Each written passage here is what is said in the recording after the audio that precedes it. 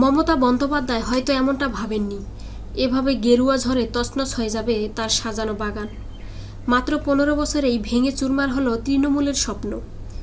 আগামী 5 বছর শাসন করার স্বপ্ন এখন মমতার কাছে দুঃস্বপ্ন। বাংলায় এবার পদ্মাসনে বসতে চলেছে বিজেপি। উত্তরবঙ্গ থেকে দক্ষিণবঙ্গ সর্বত্রই তৃণমূলের বাগান তছনছ হয়েছে। এমনকি খাস কলকাতাতেও ঘটেছে শাসক দলের মহাপতন। অথচ ফল প্রকাশের আগের দিনও মমতা জোর দিয়ে বলেছিলেন তৃণমূলই ক্ষমতায় থাকছে এবং মানুষ বিজেপিকে প্রত্যাখ্যান করবে। কিন্তু সোমবার ভোট গণনা শুরু হতেই চিত্রটা পাল্টে যায়। চারিদিকে জোড়া ফুল জ্বলতে শুরু করে আর ফুটতে থাকে পদ্ম। পশ্চিমবঙ্গ বিধানসভার 294টি আসনের মধ্যে 206টিতে জয়ী হয়েছে বিজেপি। বিপরীতে তৃণমূল জয় পেয়েছে 80টি আসনে, আরেকটি আসনে তারা এগিয়ে আছে। এছাড়া বাম, আইএসএফ জোট এবং কংগ্রেস পেয়েছে 2টি করে আসন। বিজেপির জয়ের খবর ছড়াতেই রাজ্য জুড়ে শুরু হয়েছে গেরুয়া ঝড়। গেরুয়া আবির আর লাড্ডু মিষ্টি নিয়ে রাস্তায় নেমেছেন বিজেপি সমর্থকেরা। অন্যদিকে স্তব্ধ হয়ে গেছে তৃণমূলের সব আমফালন। এদিকে বিজেপির ক্ষমতায় আসা নিশ্চিত হতেই নজিরবিহীন পদক্ষেপ নেওয়া হয়েছে প্রশাসনিক স্তরে। সচিবালয়, নবান্ন সহ বিভিন্ন সরকারি দপ্তরের কোনো নথি যাতে গায়েব বা পাচার হতে না পারে সেজন্য নবান্নে ঢুকে পড়েছে কেন্দ্রীয় বাহিনী। শুরু হয়েছে কড়া তদারকি। নবান্নের প্রতিটি ফটকে এখন কেন্দ্রীয় বাহিনীর কড়া পাহারা। সরকারি সূত্র বলছে, নবান্নে প্রবেশ বা বের হওয়ার সময় প্রত্যেক ব্যক্তিকেই তল্লাশি করা হচ্ছে। শুধু নবান্ন নয়, রাজ্যের সব সরকারি দপ্তরেই এখন কেন্দ্রীয় বাহিনীর কড়া নজরদারি চলছে।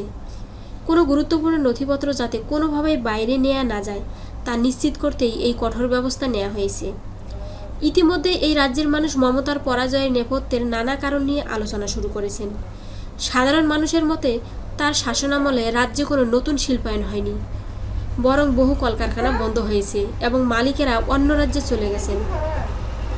সিঙ্গুরে টাটা কোম্পানির ন্যানো গাড়ির কারখানার বিরুদ্ধে আন্দোলন করে মমতা শুধু সেই প্রকল্প বন্ধই করেননি, বরং গোটা রাজ্যের শিল্পায়নের পথ রুদ্ধ করে দিয়েছেন। নিবিড় সংশোধিত ভোটার তালিকা প্রণয়নের বিরুদ্ধে অবস্থান নিয়ে মানুষকে ভুল বোঝানো এবং বিজেপি এলে বাঙালি প্রিয় মাছ ভাত মাংস খাওয়া বন্ধ হয়ে যাবে, এমন সব অলীক অভিযোগ তুলে মমতা কার্যত ব্যাকফুটে চলে গেছেন। এছাড়া ভিন রাজ্যের বাঙালিরা বাংলায় কথা বলে তাদের গ্রেপ্তার করা হবে এমন অভিযোগও সাধারণ মানুষ ভালোভাবে নেয়নি। পাশাপাশি রাজ্য জুড়ে তৃণমূল নেতাকর্মীদের ভূমি দখল, সন্ত্রাস ও চাঁদাবাজির পাশাপাশি হিন্দুত্ব বিরোধী বক্তব্য রাজ্যবাসী মেনে নিতে পারেনি। বিশেষ করে তরুণ সমাজকে চাকরির সুযোগ না দিয়ে কেবল ভাতার রাজনীতিতে আবদ্ধ রাখার কৌশলও বুমেরাং হয়েছে। সব মিলিয়ে প্রবল মমতা বিরোধী ঝড়ে বিধ্বস্ত হয়েছে তার সাজানো বাগান। গেরুয়া ঝড়ে উড়ে গেছে মমতার সব স্বপ্ন। এদিকে বিজেপির এই বিপুল জয় নিশ্চিত হতেই রাজ্য জুড়ে গেরুয়া আবিরের উৎসবে মেতেছেন কর্মী সমর্থকেরা। নির্বাচনী প্রচারে মমতা বন্দ্যোপাধ্যায় দাবি করেছিলেন যে বিজেপি ক্ষমতায় এলে বাঙালি প্রিয় মাছ ভাত মাংস খাওয়া বন্ধ হয়ে যাবে।